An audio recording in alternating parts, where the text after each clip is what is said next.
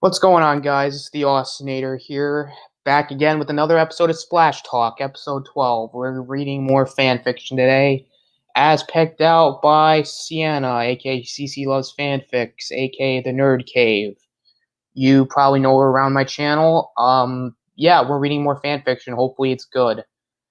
Obviously, we gotta do the disclaimer. We're gonna have differing opinions. Who cares? We're human. We're not freaking. Because if we had the same opinions, we would just be freaking like those things in Fairly Odd Parents, where they're basically like looking like gray ghosts. But if you don't like it, well then, get over it, you crybabies. With that being said, though, guys, hello, welcome to the first this 12th episode of Splash Talk. Sorry, I know I said this before, but you're probably wondering, aren't you missing some people? And I would respond with, yes, we are missing the usual suspects. So I am going to be by myself for the time being. Yeah, it's going to be interesting that I'm doing this by myself. Before we begin, you guys can find me on Twitter at the Austinator17. So if you ever want to hit me up and message me, go ahead there. And then on Discord, you can find me at the Austinator. On YouTube, this channel, I'm trying to reach my goal of 150 subscribers. Let's try to get there. I do 3 shows per week. I do a show on Sundays called Shadow Eye, where we're going to be reviewing The Office Season 4, so check that out. Also, later on Sunday, you can find me on The Real Review 3000, Chris Knight's channel, for the weekly wrap-up. Mondays, you can find me on JJ, aka Sith Lord 3827's channel, for randomness at its finest. You can find me occasionally on Big Afford Entertainment's channel for whenever he does game streams and whenever I'm on. Thursday, I do a show called Splash Talk, where we read fan fiction. I don't know how long we're going today because I don't know where anybody is. You guys can find me on Ninja 243's channel on Fridays for Galactic Chat. You guys can find also I'm doing a bunch of game streams here, so check that out. I just got a capture card. And you can occasionally find me on LDG's Backstage Geeks Enjoy Nerdrotica. I have everybody's stuff in the description. I also have Chaos Central's link, and I have Poe and the Big O Show's links. So, guys, go check them out. Great guys, great people. So, yeah, let's get right into it. Here, let me share my screen. This fanfiction is a surprise, everybody. I didn't tell anybody about this. It's actually supposed to be a surprise for the panelists, but we're reading Ben 10 fanfiction. Yes, another AU fanfiction. We're reading more stuff like this. And from what I've seen from the tags, it's not anything like the SpongeBob fanfiction that we read. So, yeah, let's get right into it. I guess I don't really have a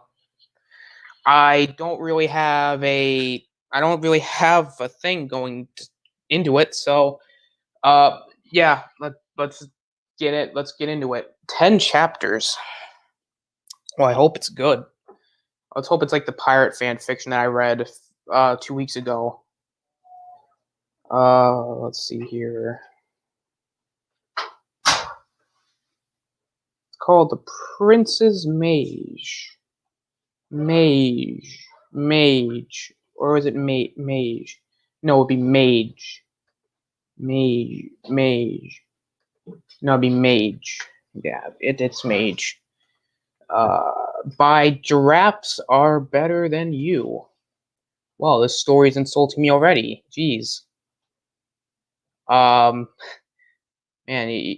I guess giraffes are better than me, I suppose. Summary. Gwen Tennyson lives in a kingdom that once was the brightest union of aliens and humans living in harmony.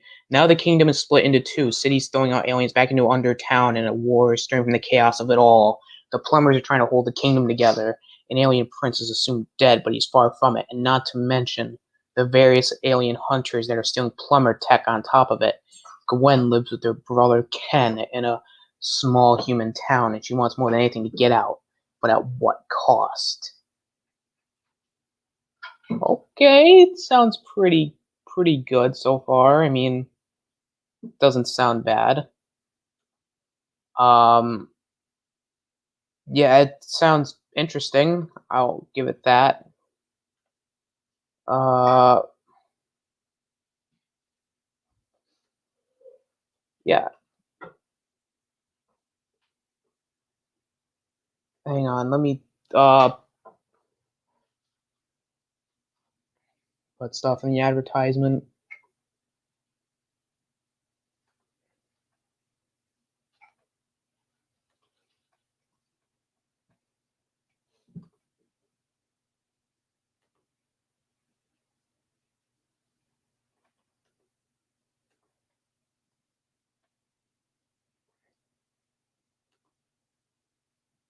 Hey, Deshaun, how's it going? Let's see here. Let's start.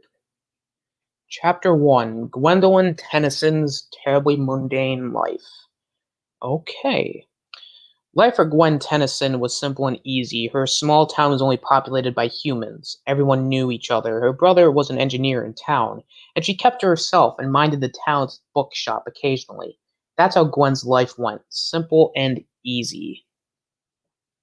Gwen is reading in her nook, against the window like any other day. She feels the warmth of the sun on her face, and when she takes a brief pause, she watches the birds as she's at peace for the time being.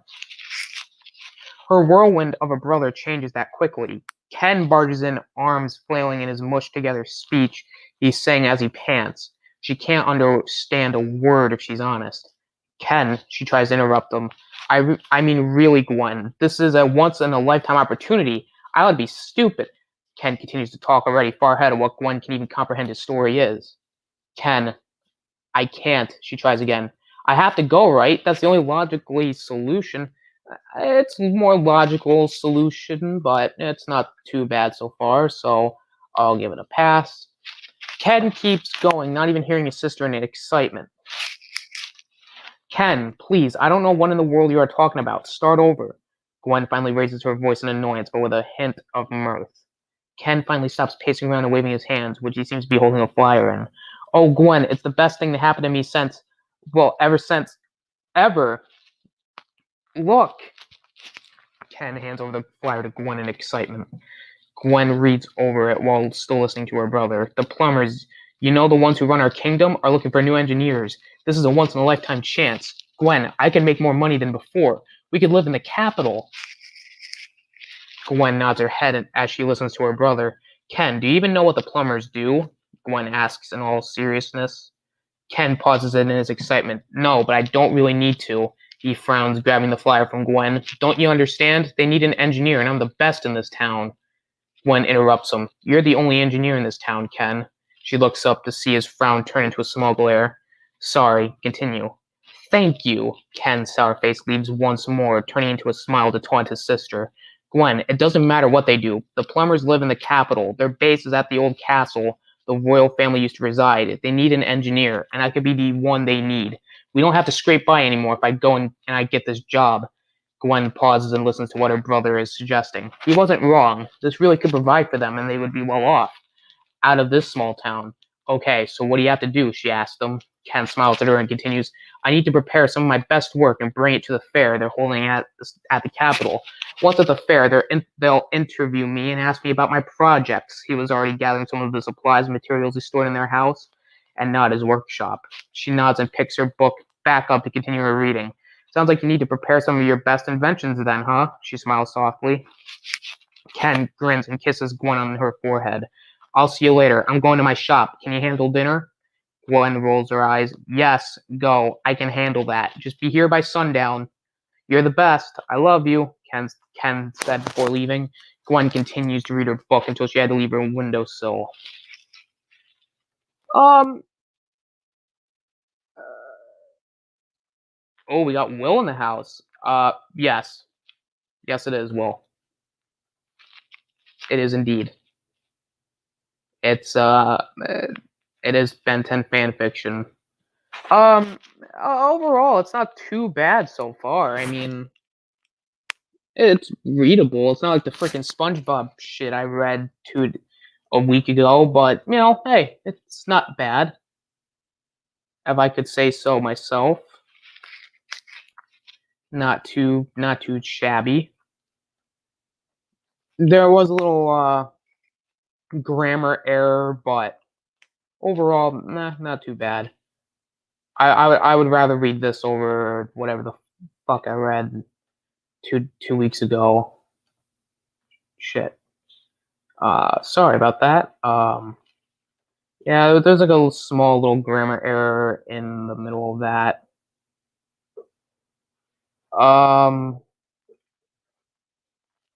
You know, it's sure, why not? We'll just say yeah. Chapter 2, The Little Blue Book. Well, it's better than the little blue pill. The week goes on and Ken is hardly seen by Gwen. He stays holed up in his workshop continuously, working on his inventions, which is more than fine for her. She finally has time to focus on her own personal work for once. Gwen shuffles around under her bed and grabs her small hidden stash of books. Gwen pulls out a book the size of her hand. Ooh, must be thick then. Thick with 2 C's. The cover is a dark shade of blue with an embossed designs covering it. No title covers the book, but Gwen knows what this book is. She quickly looks around and waits to see if she can hear Ken coming inside from downstairs. Once she knows it's clear, she softly lets out a breath she was holding. Gwen closes her door and the curtains in her small window and goes to sit in the middle of her room.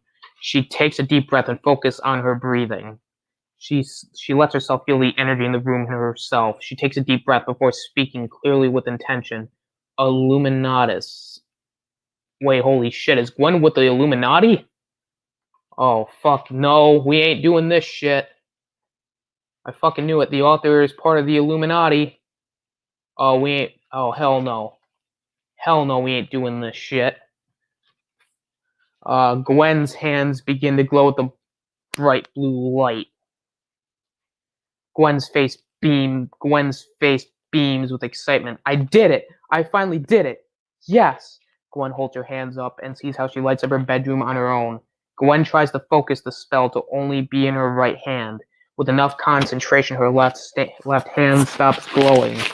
Gwen squeals a tiny bit with glee. This is the farthest she's gotten with this spell. Gwen opens her spell book and sorts through it. Using her hand as a reading light, she comes across another spell she had been working on and tries that next. Gwen holds her hand out and focuses on the object on her dresser. She focuses and with intent says, Adusir.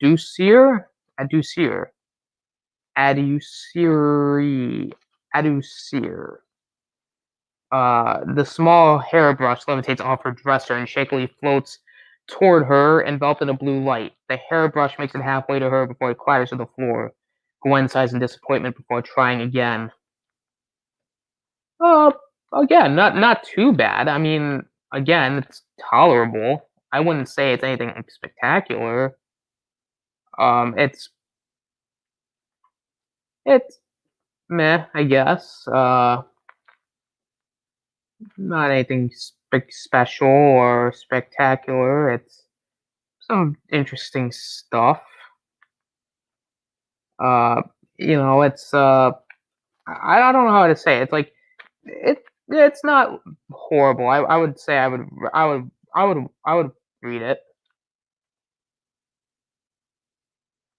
Because honestly, I would read it. Not bad. All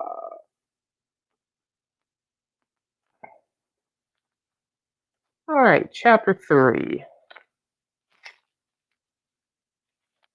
Chapter 3. Ken visits the capital. The day finally comes for Ken to venture off to the fair for the plumbers. He has his inventions tucked under a protective tarp in a cart attached to their horse to be transferred over at the train station that will lead into the capital. Now you are sure you have everything you need? Gwen asks Ken while holding his bag filled with necessities. Yes, yes, I swear I have everything, Ken chuckles at his sister. I promise, I double and triple check that I have what I need, Gwen. You worry too much. Gwen frowns at her brother. I'm just asking, Ken. You always forget something you know. Ken rolls eyes at his sister. I'm not going to forget anything this time, okay? This trip is way too important. He emphasizes his point by enforcing his protective straps to keep his beloved machinery safe. Gwen hands over his bag. Just be careful, okay? She hugs her brother tightly. Call me when you arrive, okay? Gwen told him. I'll do what I can. If anything, you'll get the post in 2 days. Ken kisses his sister's forehead before mounting his horse. I'll see you soon, Gwen. Oh, I bet something bad's gonna happen. Ken waves goodbye and rides off toward the closest station. Ken, upon arriving at the capital, found himself completely and utterly lost. He looks around in his satchel for the flyer that has the location of the fair, but comes up blank. If only Ken had listened to his sister and made sure he didn't forget anything. With a distressed screech, he exclaims, I have to have this flyer. I have no other way of knowing or getting directions, Ken mumbles under his breath. Gwen also can't know she was right, or I'll never hear the end of it. Ken completely flips his bag out onto the road he's on and still cannot find the flyer. Ken lets out a heavy sigh. What was he to do now? He had accounted his time to arrive just exactly in time to set up for the fair. He couldn't afford to stay anywhere for more than the days of the fair. He supposed he could ask someone, but who knows how long it would be before he could find someone on the road. By then he might be too late for registration. Ken looks up in despair at his own incompetence, but spots the castle just beyond, knowing it's the first sign before entering the capital. His face lights up quickly. Of course, it must be in the old castle. This is where the plumber's headquarters are. Where else could it be? Ken sets out in the direction of the large, overlooming castle, content in his decision. Ken makes his way up the palace steps, feeling a little uneasy. For a fair that was so heavily advertised, the place seems barren. I might be too late, Ken mutters to himself while approaching the door. Ken opens one of the large doors to the castle and enters. The place is empty with little furniture in the front entry. A few dusty tables and curtains pulled, making the front entry seem even colder than it feels. Ken feels a shiver run down his spine. He continues to make his way down the long, dark hall. He can see the doors that must lead to the throne room. He quickens his pace. A clatter is heard near him, and Ken jumps. He looks quickly around to find the source of the noise. He could spot a silver candlestick holder in the floor, but a foot away from him. Suddenly, a large, much too large to be normal-sized opossum. I would say opossum scurries quickly past him in the dark. Ooh. Could it be an alien?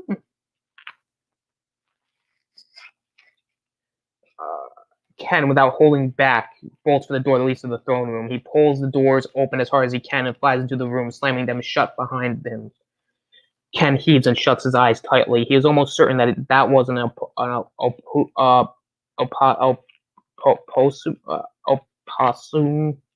at all.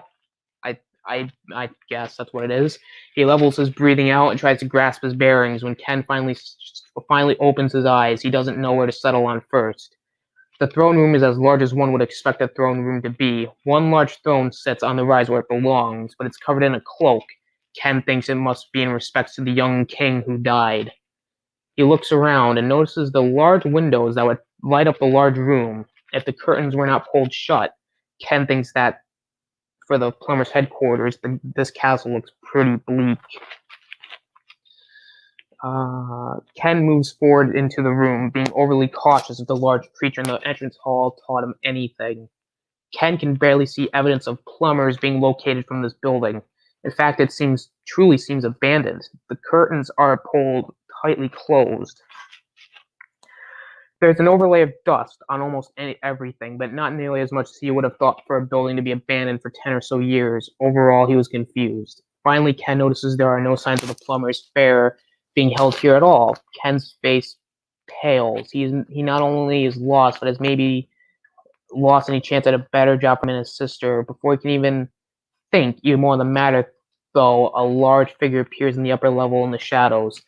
Ken lightens up at that. It must be a plumber. Hello, I seem to be lost.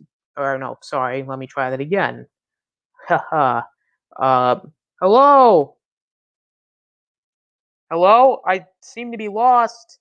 Ken calls up to the large shadowed figure. I was trying to find the plumber's fair for engineers, but I seem to have mistaken where I was being held. Ken's excitement falters slightly at the unmoving figure. You couldn't happen to point me in the right direction, could you? Ken asked almost meekly. The large shadowed figure did not speak, but it did move, and quickly the figure leaps from the balcony on the second floor down to the ground near where Ken is. As the figure slowly approaches Ken, he realizes something. This figure was much bigger than he originally thought. As he kept encroaching onto Ken without a word, he grew enormously. Ooh, could it be forearms? Ken was starting to shake and feel a sense of dread at what was before him. A large mutated mess of an alien stands before him, towered over him even. Oh, I thought it was forearms. The alien has a mangled, mismatched face with more eyes than needed on one side of his face. One arm, now upon inspection, is completely hardened and stiff in a crystallized sort of material. His other arm lit up in a flame as he approaches Ken. Ooh, we got a hybrid. Oh, is this the Kevin from no. No, because Kevin in Alien Force was like a hybrid of like multiple things, I suppose. Something like that. I gotta think here. No, what? No, it wasn't. Because Kevin wasn't like. No, it wasn't. Uh, this alien monster mutated mess. Ken is not sure what he is, but he is sure that he wants nothing to do with this menace. As Ken looks upon him more, the more he notices how unmatched his body truly is. He has 4 arms, only 2 of which seem to match in a garish orange fur. He carries wings on his back that seem too small to carry his large frame, and he has a long whipping tail that trails behind him. Ken did not know what he was, but he has heard enough about aliens in recent to know that any time of peace between them and humans is ending in a war soon. Oh, it's like a hybrid of all the aliens. Ha ha ha ha. I get what they're doing. I see what you're doing, story. Ha ha ha. Ha ha ha. So so here, let me see if I can name all of them. The crystallized arm would be Diamond Head. The flame arm was Heat Wave. The forearms is Forearms. The orange furs from the tiger alien. What was the tiger? I know there was like the tiger alien, but I don't remember what his name was. Was it the? No, it wouldn't be. No, wouldn't make any. No, that's. Hang on. Let me look this up, guys.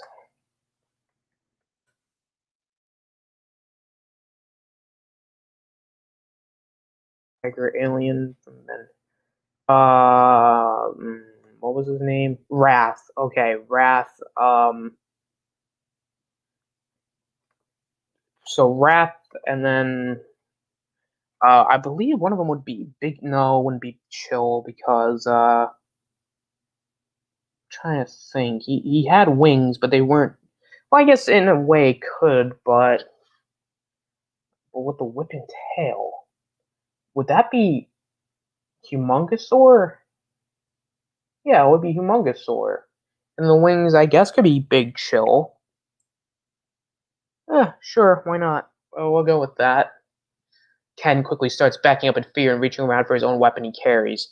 I don't know what you are, but this castle's for plumbers and you're invading. What have you done with the plumbers? Ken held up his weapon to shot at the beast if it came close to him. No, it'd be shoot the beast, not shot the beast. Uh, excuse me? The alien's voice came out scraggly as he mushed together gargle of separate vocal cords that shouldn't be together. Look, kid, I think you got the wrong idea here. The alien steps closer to Ken, and as soon as he does, Ken shoots. The alien avoids the attack easily. Its attack, nothing moving much faster than Ken could ever hope to see. Ken, in a panic, fiercely looks around to try and spot the monster. Where are you? Ken shouts. You won't get away with this treason. Now you're getting a little aggressive here, aren't you, bud? A new voice pops up. Before Ken can address this new person, he suddenly feels a prickling sensation in his neck. The room spins around him as he falls harshly onto the stone floor. He can vaguely see two figures approach him. He can't move. He can barely hear them speak in hushed tones. The last thought Ken has before he slips is, Gwen, don't hurt Gwen. Okay, that was a really long chapter. Yeah, I enjoyed it. Um, it's pretty cool that they're using, I guess in a way, make, I like it so far. It's definitely, I don't know how I'd put it, but it's definitely more of the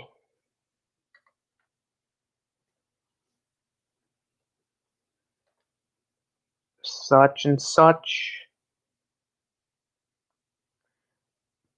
I don't know if it makes any sense, but yeah, I so far it's good. So far,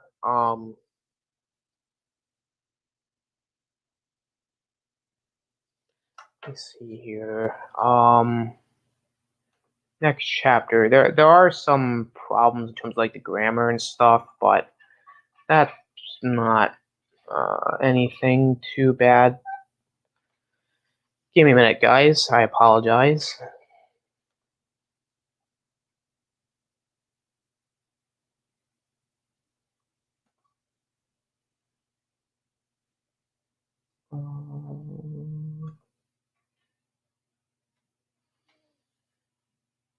Give me one quick second here.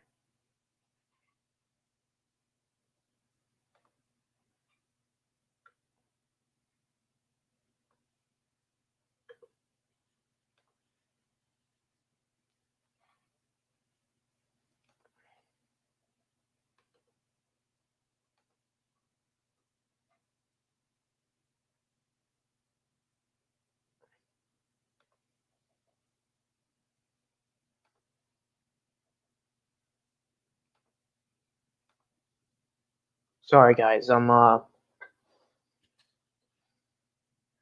to take care of something here.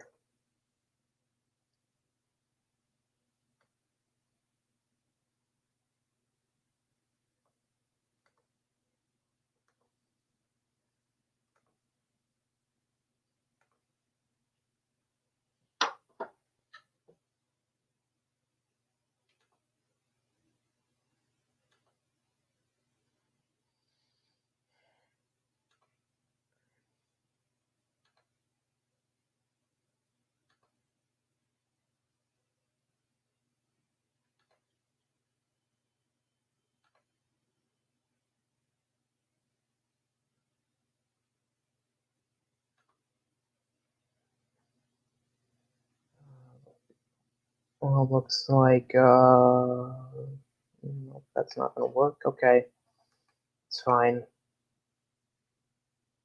Let's see here. Chapter 4: A Prince and a Rodent. The large mutated alien stands over the small human who has broken into the castle. He is honestly less than impressed at the whole affair. With most of the plumbers being gone for the engineer fair, he thought he would finally have some peace and time to himself, a luxury he hasn't had in quite a few years. Being alone is a privilege, and one that was revoked from him at a young age. Alas, something much more serious seems to be imposing on one of his few days off. He overly large opossum, opossum, well, how the hell did I say before?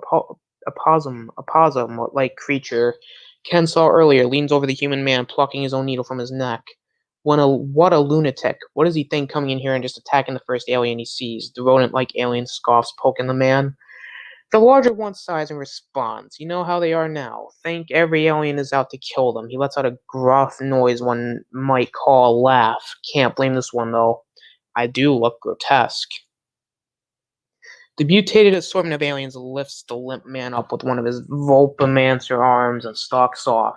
The smaller one scurries after, trying to keep up with his companion's large strides. Where are you taking him, Kev? Where are you taking him, Kevin? What does it look like I'm doing, Arjit? Going to toss him in the dungeon until Max and Ben get back. Then they can decide what to do with him, especially since I'm not supposed to be seen by the mass populace, remember? Kevin's voice was thick with annoyance. Kevin makes his way out of the throne room and into one of the many dark halls, navigating him and Arjit to the dungeons. The dead wait in one of his many arms, feeling like nothing more than a 2-pound weight. I'm sure those two will be just thrilled at that, Arjit snickers obnoxiously. I don't know what you're going on about, Arjit. That fair is going to take over a week. Tahei sent that news out to anywhere with a pulse point in the kingdom, which means that someone has to watch this guy and feed him. Kevin makes an abrupt turn and doesn't bother slowing his pace for his smaller companion. Arjit had never strayed far from Kevin before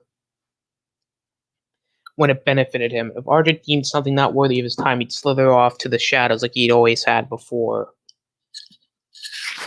Arjit does squint at Kevin while the clunky gears in his tiny head spin slowly. Wait, Kev, no way. I am not a babysitter for a human, especially one that jumps on any alien that comes within 2 feet of the guy, Arjit exclaims, crossing his arms like a toddler. Too bad, Arjit. I'm not doing it. As your crown prince, I'm commanding you to do this. Take care of him and make sure he doesn't starve to death or anything. Or anything. The last thing I need is that old man breathing down my neck about a human seeing me and not going through the proper channels to make sure he doesn't blab. Arjit groans loudly and throws his head back in annoyance. I hate it when you pull that crowned prince stick. It's getting old, Kev. Kevin pushes through the passage that leads towards the dungeons. The passage hasn't been used in almost a decade. The stones are mossy and damp, and the passage descends lower. Kevin's footsteps echo loudly with his tetraman feet. Arjit's feet scurry behind him, making small pitter-patters in the dark. As the two descend down the darker, the passage grows. It's almost as if it's not a shtick, and I'm in fact a crowned prince, Arjit. Kevin rolls his eyes and uses his pyronite arm to light the many unlit torches on the wall. Crowned prince, moaned Prince Arjit, throws his arms and swats at Kevin with the back of his hand. When we met, you were a runaway mutant stealing just to eat, and I had to be the brains in our cons. Only one thing has changed, and buddy, it's not your look. He sneers at Kevin with a condescending tone. Kevin readjusts the human in his Vulpamancer arm and growls in frustration at his friend. Listen, Arjit, we both know you were never the brains in any con we pulled. Now help me out and open the door to the cell. Arjit scrambles forward and pulls the cell door open, but without making a dramatic scene of the whole thing, huffing and puffing out his chest in exasperating breaths. One would think he has never lifted anything other to a hand food in his mouth. Once the cell door is open, Kevin sets the human down on a cot in the cell.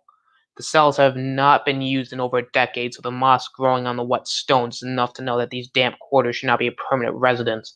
There's a cool breeze coming from the cracks in the walls and a constant slow drip of water somewhere in the small room. Kevin sighs at the idea of leaving this man down here, but Arjit was right. He did try to attack him. You can't have him running freely around his castle with all the advanced plumber tech laying around and no guards. It would not be in anyone's best interest. Kevin could already see the disaster he'd be cleaning up. Arjit, Kevin turns to his smaller rodent-like companion.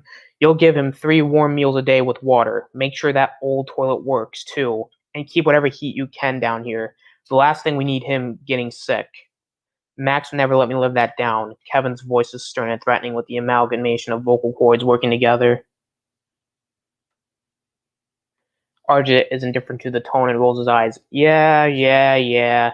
Maybe you should be concerned about what this guy would blab to the public if he got out. Maybe even outing you to the whole kingdom, he hisses at Kevin. Kevin uses his pyronite arm to light the torches closest to the ceiling to keep some semblance of warmth in the damp place. Oh, please, Arjit, no one would believe him. The plumbers would denounce anything he said and label him as mad. You're so paranoid. Kevin starts to turn and make his way back out of the dungeons. Arjit sighs and mumbles.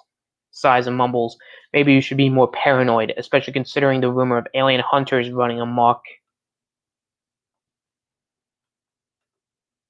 Yeah, so far, it's pretty good. It's fine. It's not anything spectacular. I know I've been saying this the entire time, but, hey, it's something I can read, and it's not frustrating in a way. Like, it's not horribly done.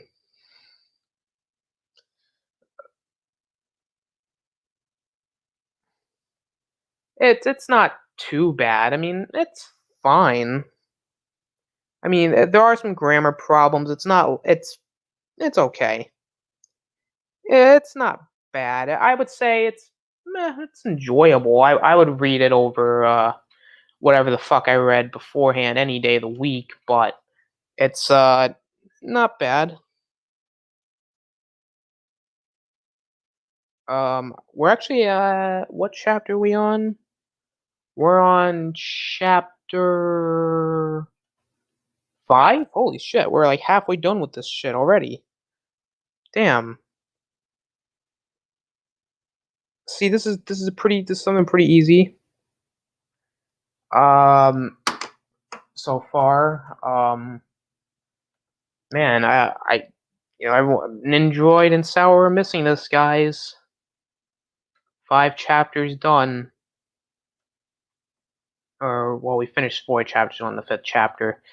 Might even get this done today, I don't know. We'll see. Let's see if I really like it. Gwen is restocking the shelves of her town's Chapter 5, Mr. Ballman's bookshop.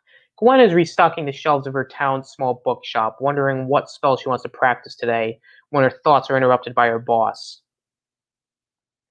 You've been here almost every day for over the past week, Gwen. Her boss is a short, stocky old man with horseshoe-shaped, balding white hair and a large belly. He looks intimidating at first, but his face is kind, though. The age in his face is all laugh lines and faded smiles. At least that's what Gwen notices in his face. A concerned look is covering his face today, though he looks at her. No tea that I don't appreciate it. I do, believe me. But haven't you heard from Ken yet? He's in the capital, right? With one of his inventions, and I'm sure will blow everyone away. He pauses and mumbles under his breath.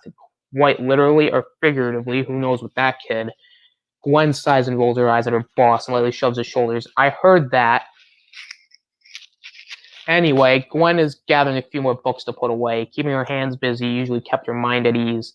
I'm sure he's just excited and busy. He said he'd ring or send something in the post. It's not like him to not send notice of his arrival. She keeps her head down, knowing if she looks at her boss, he'll only give her that look he has when he feels sorry for her. She hates that look. He's given her that look on too many occasions, most having to do with Ken and his dreams. Gwen, he steps towards her and takes the books out of her hands. I'm just worried about you. After your parents had that accident,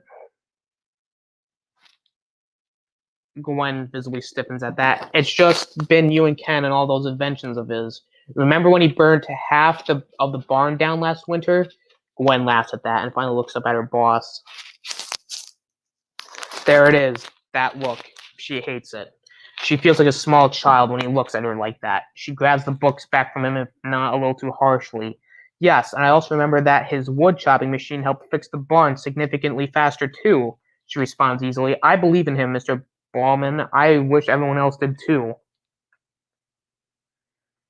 Mr. Bowman sighs and rests his hands on his hips before continuing. I know you believe in him, Gwen, but don't you have dreams or goals? Do you really want to stay in this bookshop forever? He cocks a brow at her. She shoves the last book a little too harshly into its spot on the shelf before turning to Mr. Bauman. Actually, yes, I am more than content to work here like a horse until you die and inherit this shop and pass it on to some poor soul that loves books as much as I do, she replies in a joking tone. My dreams aren't anything big like his, she says a little bit more seriously. Ken, he has this drive to just make things easier, if not a bit unorthodox. He has that drive. I'm fine with being the landing to catch him when he aims too high. Gwen puts her hand softly on Mr. Bauman's shoulder. I'm serious when I say that there is nothing I want more than to just help Ken. Someone has to keep him grounded. She forces a smile on her face. It's small and tight. Mr. Bauman looks at her seriously and, like many times before, sees through her. He drops the topic, though. He's learned his lesson about arguing with Gwendolyn Tennyson when she believes she's right a long time ago. Why don't you head on home, Gwen? You've done enough today, and I think the post should be there by now. He smiles warmly at her and sends her out. But not without some money for her time. Gwen checks the mailbox when she gets home. She does this every day, and every day she comes up with nothing. She's been good at hiding her worries and pushing them aside about Ken, but it's been over a week and she can't help but continue to worry. Oh, we got Kavari in the chat. Nope, it's not SpongeBob fanfiction, thank God. Where's Sour? That's a good question. Told me he couldn't jump on today, so it's just me. And I don't know where Ninjoid is, so it's just me, myself, and I. It's me, myself, and I. Peeps. I'm by myself. By myself. All day. Every day. And not anywhere. I'm by myself.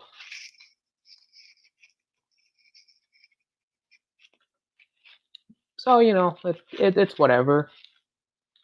You know, it's just one of those things where, interesting stuff.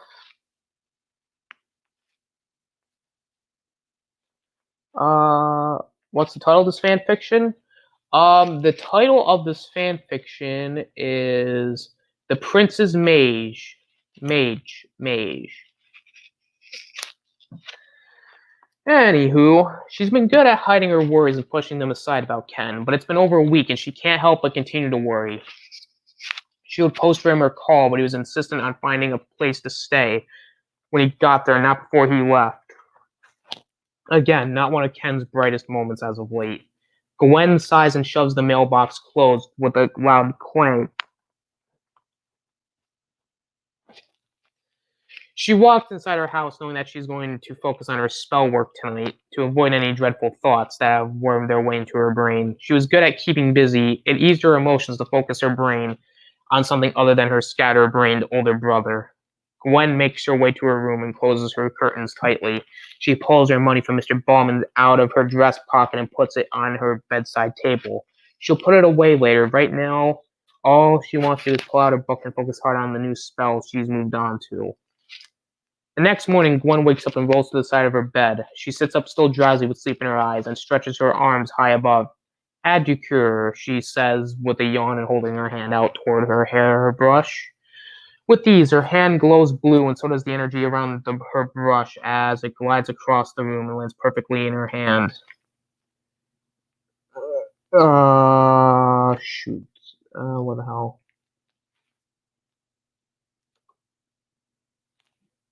Hang on, shit, I'm sorry, guys, I'm a mess today.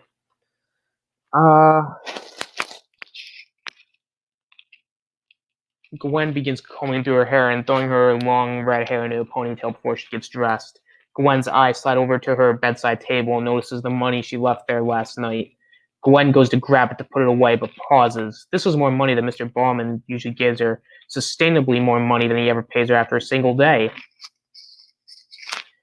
Puzzled, she counted again, and once more her boss had given her the amount of 3 days of work instead of 1. She thinks it's odd, knowing how staunch Mr. Bauman was with money. She was his only employee, after all, but as she counts once more, she frowns, and a knowing look crosses her face. Mr. Bauman had given Gwen exactly enough money to catch a train to the capital. She puts her money back on her bedside table and grabs for her stash under her bed. She counts everything she has saved from working for Mr. Bauman for the past 6 years. She has more than enough to stay somewhere in the capital if she goes in search of Ken. Before she makes a decision, she calls Mr. Bauman from her home's old and outdated phone. It only rings a few times before she hears the static of someone picking up the line. Hello? A groggy voice answers with a yawn. Mr. Bauman, I'm sorry to call so early, but I need to ask you something. Gwen rushes out in a hurried tone. Gwen, dear, the sun is barely rising. What are you possible calling me that about that? Can't wait till you come in, he asks. Oh, please, Mr. Bauman, you don't expect me at the shop today at all, do you? She infers. Whatever could you possibly mean by that? The mirth in his voice is not hidden well. Mr. Bauman, I've worked for you for the past 6 years, and yesterday you paid me exactly the amount I would need to take a train to the capital. You have never made a mistake with money once in that time, Gwen insists in a tone that is accusing. Gwendolyn, it sounds like you're accusing me of something, but I promise you I've done no such thing. I'm just getting senile in my age, dear. It happens, you know. He doesn't get to finish his sentence before Gwen cuts him off. Man, Gwen, you gotta be a bitch to this old guy. Not to you, it doesn't. The line is quite from both of them. Thank you, she finally says. It seems I'll be short-handed today, then, Mr. Bauman says over the line. Gwen can almost see the smile on his face. It seems you will be for a few days. Can you handle it? Gwen asks in all seriousness. His laugh is booming through the phone. I've handled my shop for many years without you, Gwen. I'll be fine. I will miss you, though. His tone is sincere, and Gwen knows he is truthful when he says it. I'll miss you, too. Thank you again, Mr. Bauman, she tells him softly. Good luck, kiddo, and have fun. Mr. Bauman hangs up, and Gwen is left to her own thoughts. She goes to her room and packs the only suitable bag she has. It isn't very big, but that's fine. She packs a few clothes, her necessities, and finally she shoves to the bottom of the bag her small spell book. She changes into her best travel clothes. They're simple with a medium-length cat blue skirt with an open, loose, long-sleeved blouse she tucks into the skirt. She puts her black, simple clothed corset over her top. She slings her bag over her shoulder and puts her purse in her skirt's pocket. She locks up her house and doesn't bother to look back. And she makes her way to the closest train station.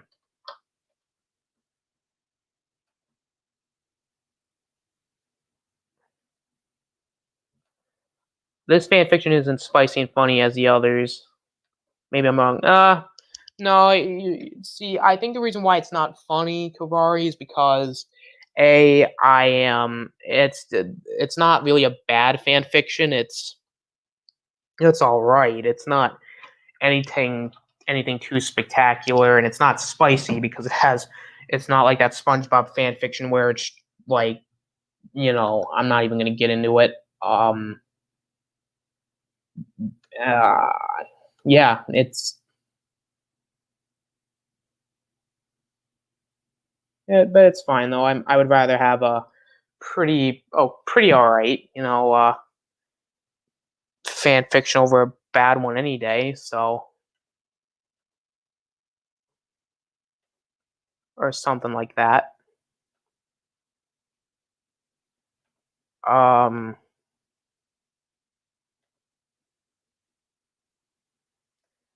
Let's see here. We got how long we got? We're at 48 minutes, so I would say we have time for maybe 1 or 2 more chapters. Chapter 6, Ken Cell Block Tango. Cell Block Tango. That sounds more like something from freaking Chicago. Cell Block Tango. It's damp and smells musty in the cell that Ken's laying in. He doesn't know where he went wrong. He could probably start by not listening to Gwen. He groans and rolls over in his cot. It's always a problem when he doesn't listen to Gwen. Then maybe you should, Ken. Small footsteps can be heard in the distance, and Ken's body freezes. He knows it's the weird porcupine opossum like alien that comes at least 3 times a day. He's the only one Ken sees, and if he wasn't absolutely frightened by the memory of the other larger alien, he would assume he made that one up. He has yet to see the monstrous behemoth of a mutant, but he feels like he's being watching from every dark corner down here. It's watch, it's not watching. Grammar, people, grammar, people. Here's your lunch today. Much like every other meal, it's soup, he mutters, shoving the meal in a glass of water through. Ken doesn't move. He doesn't interact with Alien at all. His whole body's stiff and his body trembles slightly. Ken hasn't had the most life experiences with aliens. His small town was all humans. But he feels like this duo he's encountered are more powerful than the average. The large one, which Ken would much like to forget, seems the most fearsome of all. Scroll down. Ken hears a scoff. You know, for a kingdom where humans share with aliens, you act like you've never seen one before, shaking in your cot like I'm gonna assault you. It's not the aliens I'm worried about. It's the fact that the plumbers aren't here and that monster is. Ken sits up, sending a weak glare at a small alien before him. Yeah, he's a real monster, all right, but if I recall, you shot at him first, didn't ya? The sarcasm is thick as he sneers and turns to leave the dungeons. Ken is left alone once more with a mediocre meal and his constant fear of how long he'll be trapped underneath a living nightmare. Above Ken in the castle, Kevin is pacing in the plumber's workspace. The plumber's workspace used to be what one would call the ballroom. Times of dancing in the castle were far in the past, though. The past decade, the large space has been converted for the plumbers. It's a mixed match of cubicles lined all up and down the ballroom. Spaces were different, depending on the alien or human working.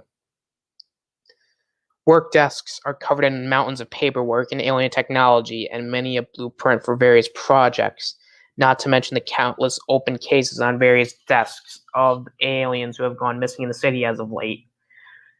Kevin's own desk sits near the back of the ballroom. It's the largest, not by choice, but by necessity. Kevin's bulky form is far too large for the average desk and chair. Kevin's large form is pacing up and down as he glances over the cubicle spaces for the 100th time in the past week. If he doesn't find the information he needs before the next week is over, he doesn't know how long the plumbers can hold on to the control of the kingdom, his kingdom. A voice is heard from the hall, but Kevin knows it can only be one person, or rodent. Kev, please tell me Ben will be here soon. I can't stand that guy down there, Arjit all but groans as he comes into the large workspace. What do you even say? I thought he wasn't talking to you, Arjit. Thought you'd be glad about that, Kevin states as he starts rifling through one of the many cubicle spaces. He's not even trying to be discreet, and he goes through mountains of paperwork and personal items. He shoves one of the family photos over on the desk he's at. I don't know, he was going on about the plumbers and you, and honestly I started tuning him out. Artie stops talking to see Kevin's giant form all but destroy the desk he's looking through. You know, maybe they should have left Ben here to go through the cubicles. You've only started going through one and it looks like the place got robbed, Arjit spits out. Kevin groans out and turns to a smaller companion. Yeah, well, Ben has the Omnitrix, and if he didn't go, no one would think the fair was that important. And in case you forgot, Arjit, we have a mole here, and it surprisingly isn't you. Oh, is the mole going to be Ben? It's going to be Ben, isn't it? Arjit shoves Kevin's like Patrosapien arm out of the way. I'll go through the belongings and put them back. I know how to make it look like nobody's been here, unlike you and your useless limbs. You should be checking the larger equipment to see if anything's missing. Kevin's pyronite arm lights up in his fuming rage. Watch it, you rat. You're only here because Max thinks you can be useful. I could throw you out anytime and not feel an ounce of regret. Kevin's voice lowers, and it's moments like this that Arjit doesn't forget that Kevin knows how to use all of his alien powers. It can be a fierce enemy. He's seen it one too many times. Arjit's quills all stand up in fear. Oh, come off it, Kev. I'm your best friend, remember? We lived off the streets in Undertown for so long. You wouldn't hurt your closest friend who kept you fed, would you? He's clinging onto Kevin's Patrosapien arm and all but blubbering. Kevin hardens his arm and Arjit lets go faster than when he abandons any con that has gone wrong or any time Kevin's ever actually needed him. Just go through the cubicles. Kevin sharpens the Patrosapien arm and brings it up under Arjit's chin. And don't think I won't notice if you hide anything from me. I've been through all your cons, Arjit. I don't trust you by any means. Arjit visibly gulps and nods his head as aggressively as he can without cutting himself. Anything you say, Kev. You know me, I never try. Kevin pushes into Arjit's throat lightly. I'll shut up and get to looking. Kevin lowers his arm and stalks off, still fuming. If he doesn't come down, he'll light something on fire, and it could very well be Arjit. Not that he would be losing much. He knows that what is important is finding the mole and the plumbers, and it was a task Max left for him as they all cleared out for 2 weeks. Kevin's not sure. 2 weeks left with cubicles will lead too much, though. RJ was right about one thing. He should check the equipment and weapons. That's where everything seems to be missing as of late. Yeah, I mean, again, I like the interaction between the characters. So far, not too bad. It's fine. It's not bad. I would say it's pretty decent. I would say it's not too horrible. I guess if that makes any sense. Yeah, sure. Well, I'll take it. We're at 55 minutes. Let's do one more chapter and then we're gonna wrap it up. Chapter 7, Trade-Off. Ooh, is this gonna be, When Gwen steps off the train, she realizes a few things. One, she's further from the capital than she thought she would be. Two, Ken took the only paper that had the directions for the plumber's engineer fair. Gwen ponders and paces on the outskirts of the train station, with other people periodically passing her by. Her eyes light up suddenly, and she reaches in her small purse in her shirt pocket. She pulls out the small photo she has of Ken that she brought to see if anyone has seen him. If I'm right, his mana should still be on here. Besides me, he's the only one who's touched it. Gwen ponders to herself. Gwen takes a deep breath and focuses all her attention on the photo of Ken. She tries to sift through the mana that surrounds it. After pushing back her own residue, she finally finds Ken's. Gwen suddenly can see where his mana residue leads. There's a clear path in front of her now. Gwen follows Ken's trail through the first brush of the woods. Gwen knows that the woods surround the capital and that the castle is in front of the city. She knew she would be going through that area. What she wasn't expecting was to see Ken's mana go into the castle. Gwen continues to follow Ken's energy trail inside. Once she's inside, she doesn't make it past the entryway. She feels off. The energy in the castle is overwhelming for her. She feels as if there's 100 different people fighting for her attention all at once. Gwen has to stop and refocus her energy, or she's going to lose where Ken is. She holds onto the wall to keep herself up. She's never experienced such a surge of energy in one place before. To be fair, Gwen's barely experienced much when it comes to magic, but this seems so overwhelming to her. She takes deep breaths and remembers to ground herself. She can feel the stone floor below her feet. She feels the cool wall under her hands. She smells the musty air around her. She hears the breeze outside as well as a soft, dull hum of something inside the castle. When she opens her eyes, she can focus again on just Ken's mana. She sees it leading through a much larger set of doors. She continues through, and her head feels less foggy than when she first entered. Now her mind is centered more on where Ken could be in this large castle and why he's even here to begin with. She pushes back what appears to be a throne room, but it is obviously not used in the same way it was before. Cobwebs litter every corner, and a large amount of dust is gathering on the thrones that are near the end of the room. She looks away from the thrones to see the energy trail lead out through a different door into a hallway. She presses on, but something continues to lurk in the back of her mind. She feels unwanted, like she's trespassing. The energy she can feel in the room makes the hair at the back of her neck stand, and goosebumps run up her arms. Something is clearly off about this castle. She's moved on into the hallway and notices Ken's mana disappear once more into a new corridor. Gwen wonders when this maze will end, or she'll be dragged all over this castle. Gwen freezes when she enters the new corridor. She's faced with stone steps leading down further and further underground. Lanterns lining the wall are lit but dim. The air is almost wet in the staircase, and the moss growing on the stones proves it. She descends down as she goes, Ken's mana does something strange. It seems to be growing and expanding, like it's taking up more space. Gwen's sure she tried to do this at home, their house would just be a giant mass of her and Ken's energy. She hopes she's getting closer. Once at the bottom of the stairs, Gwen can see much more clearly now. Cells line up and down and beyond into what she can only assume are many more cell blocks. The area is large and dark, and above all, damp, leaking stones are plenty down here under the castle, it seems. Gwen's not that surprised, considering these dungeons probably haven't been used in the past 20 years or so, not since the plumbers created a new system for criminals to the kingdom. Gwen focuses on Ken's trail, though. It's gotten her this far, so she can't be that off from finding him. She follows the Mana down just a couple of cells before she gasps. She's found her brother laying in a cot that seems to be barely held together by cloth. She's positive that is older than both her and her brother. The moth-eaten holes are enough to prove that. Ken, Gwen states cautiously as she walks up to the bars. Ken's body jerks suddenly. He sits up quickly and looks to Gwen, his eyes wide almost in fear. Gwen, what are you doing here? You have to go now, Ken whispers at his sister. He's clambered over to the cell door, holding on to it, trying to be as close to Gwen as he can. What are you talking about, Ken? We have to get you out of here, Gwen states in a heated tone, unbelieving of her brother. She starts looking for weak points on the old cell door. No, Gwen, you don't understand. There's a monster running this castle. He has a small rodent alien working for him. Please, Gwen, you have to go. I can't live with myself if you get caught up in my mistakes. Ken is begging her to leave, to run. Gwen is more than baffled by her brother's statements. Ken, you're babbling. I'm not leaving you. Tennyson stick together, and that means forever. So shut it and let me help you out. Gwen groans out in frustration at her brother. There's nobody here when I came in, and I doubt they'll notice that someone else is here. Gwen backs up from the cell door and sees the different places of corrosion. Corrosion? Yeah, we'll just say corrosion. Gwen gets an idea. Ken, you have to back up. I swear I will listen to whatever it is you have to say, but right now you need to back up against that wall, Gwen says in a serious tone. Ken looks at her in confusion. Gwen, what are you? He doesn't get to finish his sentence before Gwen shots him a vicious look.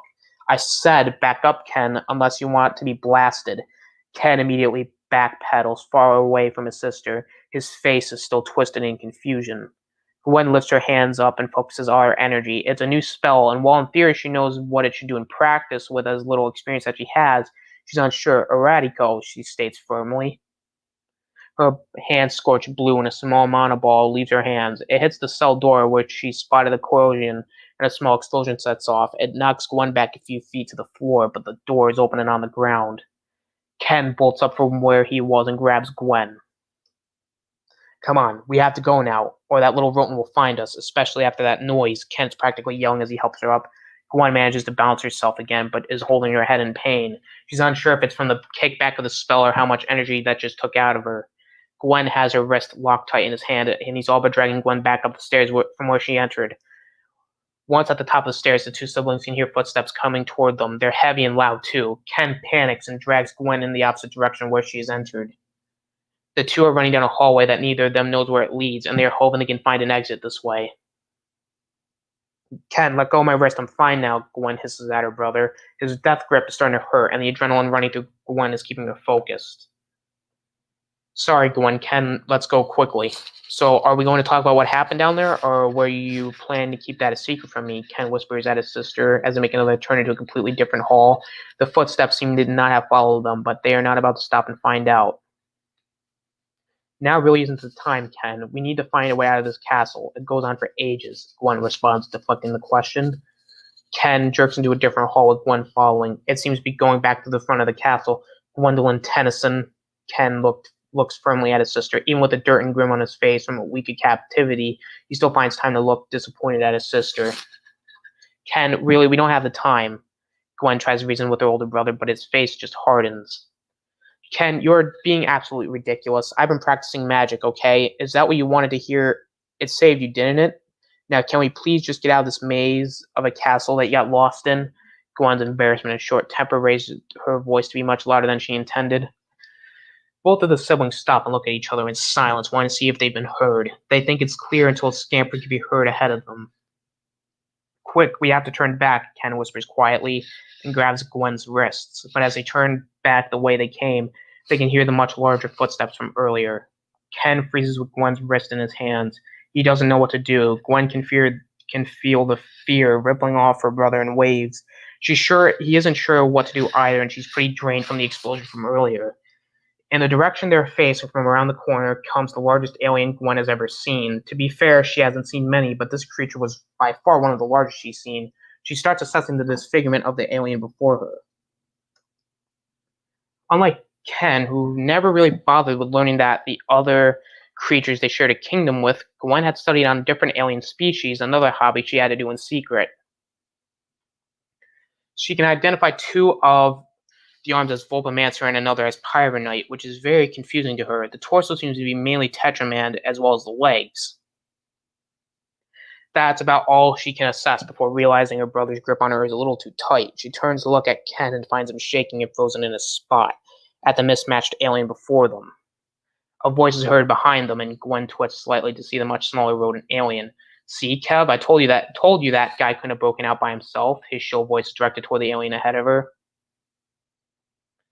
Yeah, I can see that, Argent. The gravelly voice that comes out is what surprises Gwen. It sounded like someone had crossed the wires with multiple different vocal cords. Uh, Multiple vocal cords. Where did you put the weapon you used? The larger one demands, looking at Gwen. Excuse me, Gwen responds, easily cocking her head in confusion. The alien tech Yapsi used to break him out, he points at Ken. Gwen scoffs at the assumption. I didn't use any weapons. I don't need them. Ooh, Gwen's being a little feisty here.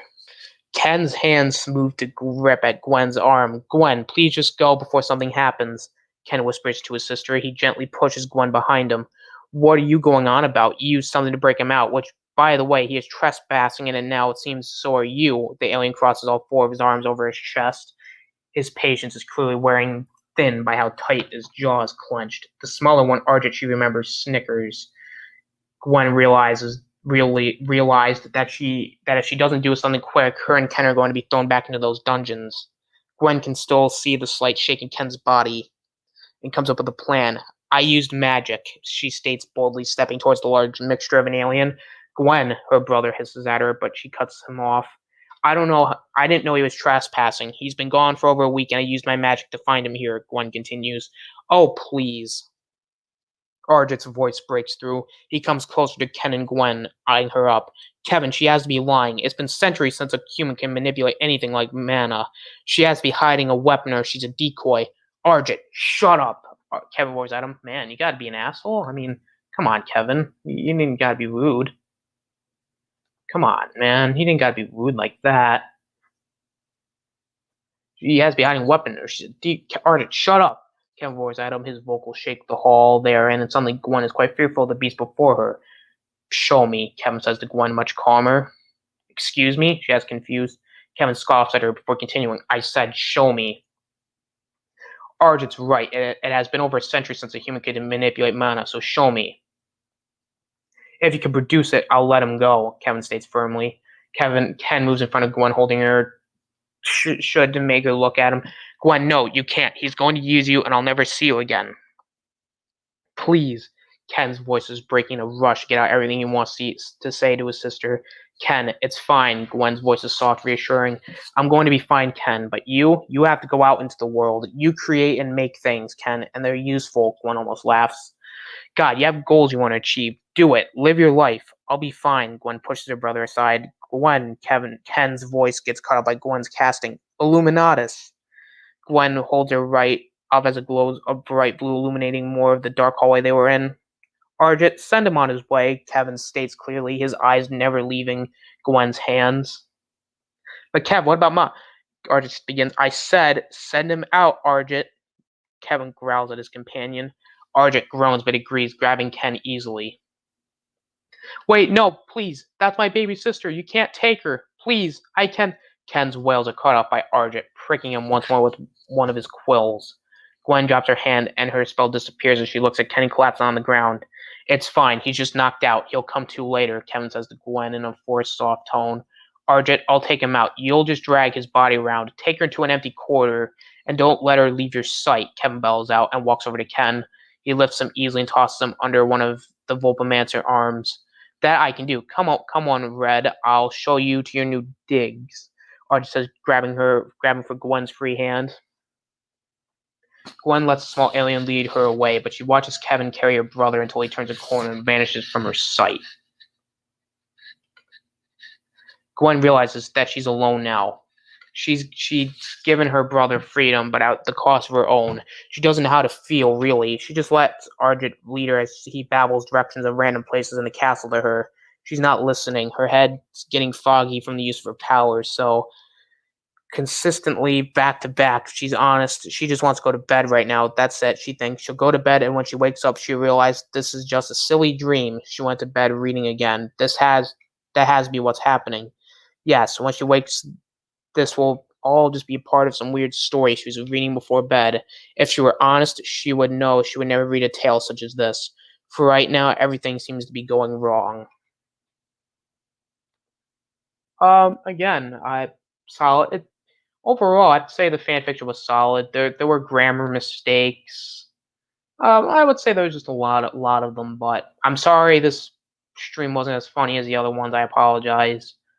But I enjoy this fan fiction. It wasn't bad. I'd say it was pretty solid. I would say not bad. With that being said, though, guys, I'm gonna wrap it up a little early tonight. I apologize, but I can't do any debates because there's no one here, and also I think we went long enough. We got through a few chapters.